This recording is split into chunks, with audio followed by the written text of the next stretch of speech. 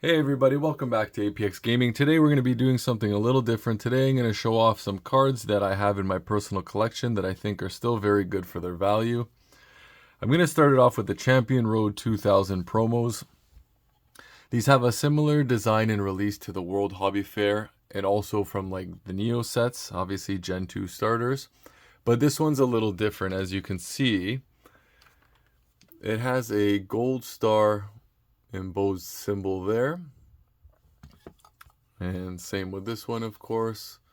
And same with this one. So the World Hobby Fair campaign release, not to be mistaken for these, those were printed in much more quantity and given out much easier. Whereas these are said to be limited to about 1,000 copies, which is extremely low for a Pokemon card. And given the age too, not all of them were kept in mint condition. So I think for the set for under $500 is really, really good. I own a couple sets myself. I'm always looking for them, to be honest, see when I can snag a deal. But yeah, these are really, really nice. And you know what? I actually printed off because I love to print stuff off. You guys know that. But just some pops. So this is what I'm talking about: the World Hobby Fair release. And then you have the Champion Road 2000. The pops are probably low on these just because there's an abundance and there's not really a reason financially to grade them. But the Champion Road 2000, as you can see, very low pops. In the 10s, they sell for a really good dollar. And yeah, really nice cards if you're interested in something like that. So that's the whole set. Moving on to these.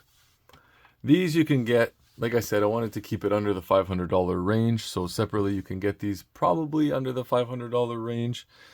And again, the 2013 Worlds, the nice thing about the Worlds cards is that they're unique art for that year and for the Worlds release for the Pokemon TCG. This one is obviously stamped top 32. So this was given to certain competitors that were top 32 and placed higher, I believe. And this one is the World's 13 staff. So basically, self-explanatory. Any staff that was helping out, sometimes they'd give 1, 2, 3 copies.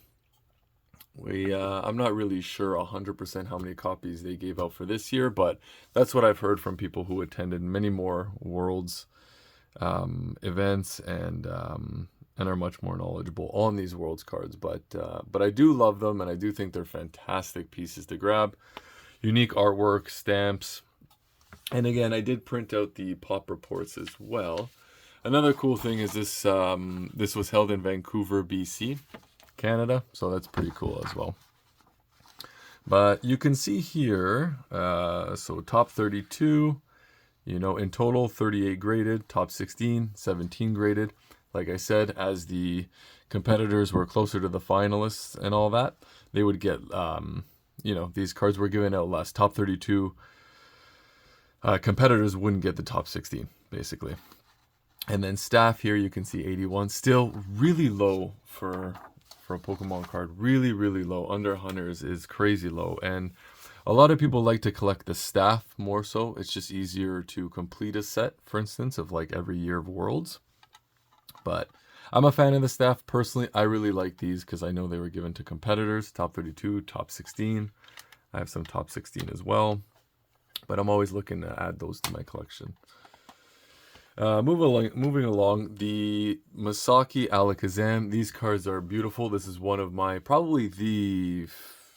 my favorite Alakazam holo and card just in general. Alakazam art. You can see Alakazam in the back phasing a couple times there, which is super sick. But yeah, these were released in the vending. So basically what you would do is you would get a vending Kadabra and then you would mail that in with a Bill's PC card and they would send you back an Alakazam, just like you had to get Alakazam by trading in like the Game Boy games and all those games. You would have to trade with the trade link cable. So these cards, this again should be attainable under $500. The 9s are, I still think, a great deal. But the tens are just, it's insanely hard to grade these. So these were always hard to grade. And they basically because of the Masaki stamp, which I'll show you here. I'll try to capture it on the video. But you can see that that's where they used to hold the cards when they used to mail them back after you sent the Kadabra and the Bills card. So on each corner, and there should be one on both corners. You can even see it at the back if I can get that lighting. Yeah, right there, you can see that. So there's that one, and then this one you should be able to see. Yeah, I'm sure you can see that right there as well, right there. Yeah, so that's how they used to hold them in the mailers. But you know what? Honestly, like the nice thing about that is even an 8 is quite a feat. Anyways, moving on. This is the last piece I have for that price range. This is the Staryu from base set, basically, but it's not so much rare version. This is from the Trainer Deck B. So from my understanding, Trainer Deck B and A, they were given out to hobby stores before the base set was released to try out the TCG and make sure that it functioned properly and to test it out. So these all come with a really, really cool border at the back. A nice red border.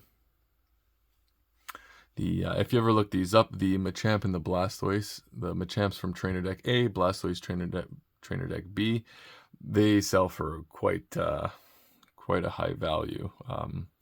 Mainly given because these were not for sale, and there's very low pops of them. Of course, you guys know I printed that out.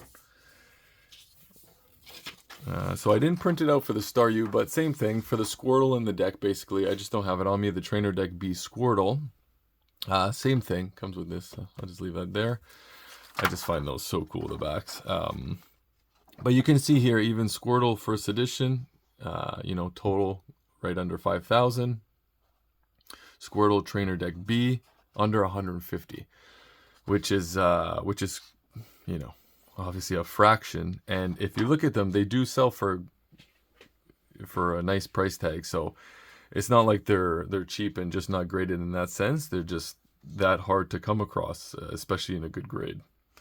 So, look at that. That's crazy. Look at that. Nothing. When you hit 6, 2, 7, 14, peanuts. Peanuts. Anyways. Yeah, and then you know what? Since I printed it out too, sorry, I'm just gonna backtrack here quick to the Alakazam. Same thing with these. If you look, you can look at the curve here. Alakazam, Misaki promo. See, it's super hard to get it in a 10. Crazy hard because of those Misaki marks, but yeah, obviously Gengar being the most popular, Alakazam second, and then the other three. I think it may be all preference, but I think Omastar was the least favorite. But still, again, beautiful card. And that's all I got for this video. I'm going to be doing a few of these with cards maybe under $100, under 1,000, so on and so on. So yeah, let me know what you guys think. If you like this, stay tuned. Feel free to like, subscribe. Thanks for watching as always, and we'll see you on the next one. Thanks.